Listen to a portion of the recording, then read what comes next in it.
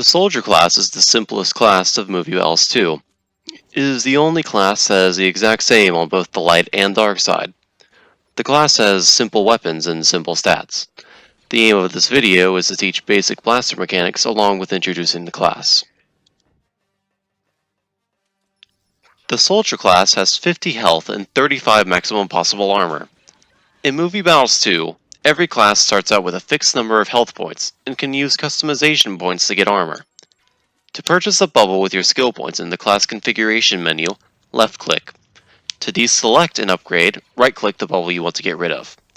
The amount of armor that has been gained through your point purchase is shown at the bottom right of the menu.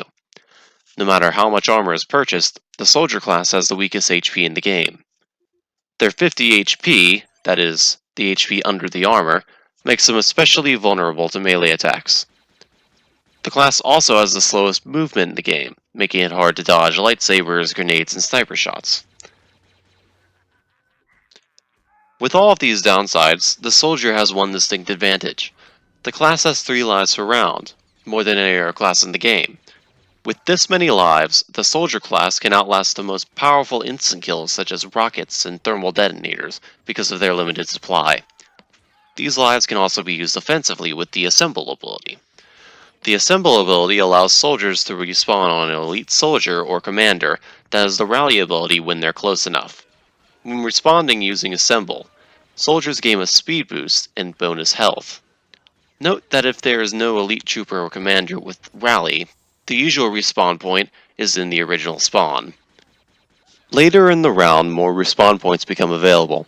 For the attacking side, eventually soldiers can respawn about halfway across the map, and defenders can respawn near the objective. Jumping down a hole or grenading yourself to get back to an objective as a defender can be a good strategy if you're out of position on some maps. Before talking more on the class, how Movie Battles 2 weapons work must be discussed. All blasters have a significant travel time on their bolts, much more than modern Star Wars games. Learning how much you must lead your shots comes with time, and is different on each weapon. Also, weapons in the game have limited ammo and clips.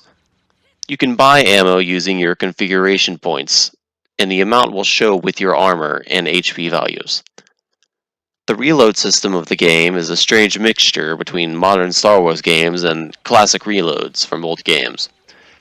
The gun's clips reload themselves over time and are quite large, but it is usually best to reload manually because of the slow automatic recharge speed.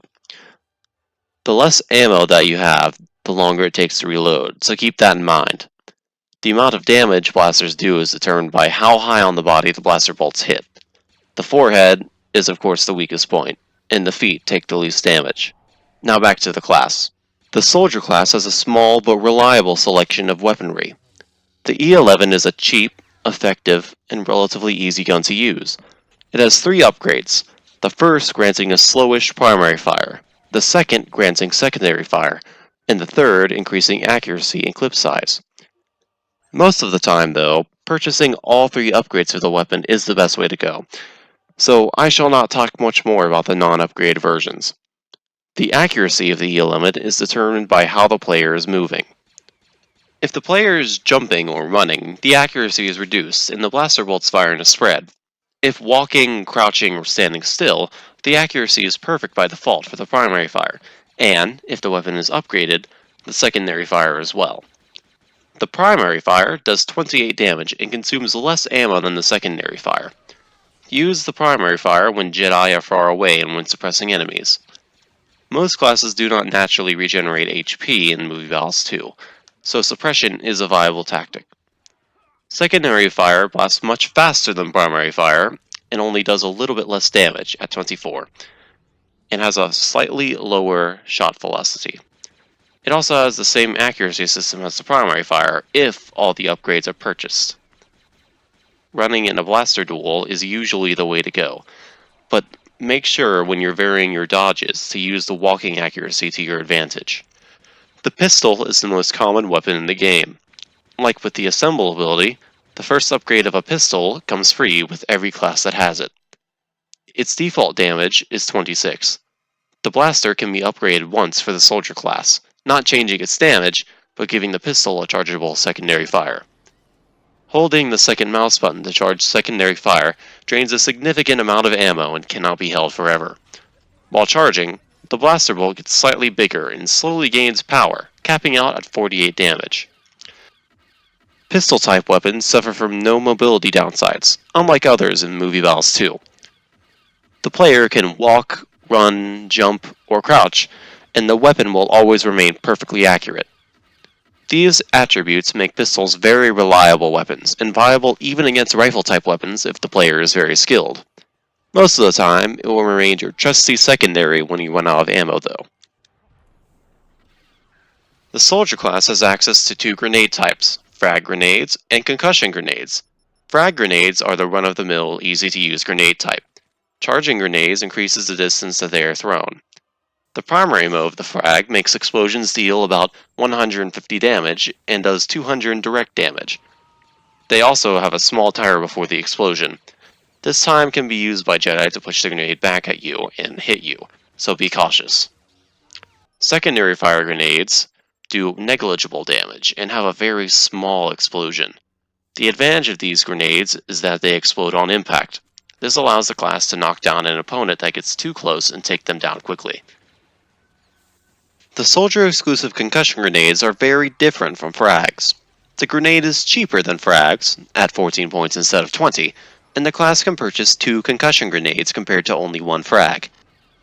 They only have one firing mode that does about 100 damage, and has a decent damage radius, greater than the frag's secondary fire, but smaller than that grenade's primary fire. The real advantage of concussion grenades is that you can, to use a common shooter term, cook them. After the initial charge sound stops, the grenades can be held longer to let their fuses shorten. Click sounds will play to help the player time their throws. Be careful though. Holding a grenade too long will cause the grenade to explode in your own hand. Concussion grenades are very useful but take a lot of skill. Experimenting and experience is the only way to get good with them. Just use frag grenades when you first start playing the game, and try concussion grenades later. I may make a small guide about those grenades in the future. The soldier's melee capabilities must be discussed before we move on to loadouts. The class by default does not have all the normal melee moves and can only punch. The upgrade Close Combat Training can be purchased to unlock all of the normal melee moves. The upgrade also comes with the added benefit of increased movement speed and knockdown get-up speed while in melee move, or, as it is also known, guns holstered. How to use melee effectively will be discussed in a later video. The soldier does not have many choices for loadouts. The default is usually the best choice for most scenarios and has all of the essentials. Swapping out your frag grenade for a concussion grenade in close combat training can be useful at times. The only crazy loadout that I must mention is what I call the guard loadout. With pistol 2, close combat, 2 concussion grenades, and max armor, this class setup is great for outplaying opponents. Skilled players can knock down many classes with the 2 concussion grenades and finish them off with their pistol. When all grenades are expended, a poking playstyle with a pistol charge can be used.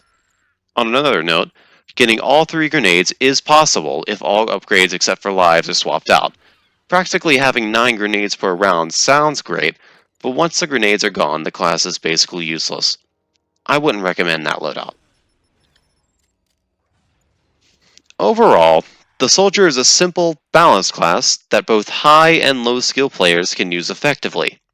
The E11 and grenade combination, while not that flashy, can do great damage.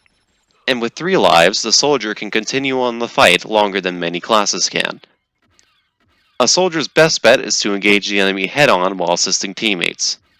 The 3 lives of the soldier class allow soldiers to take more risks than their allies.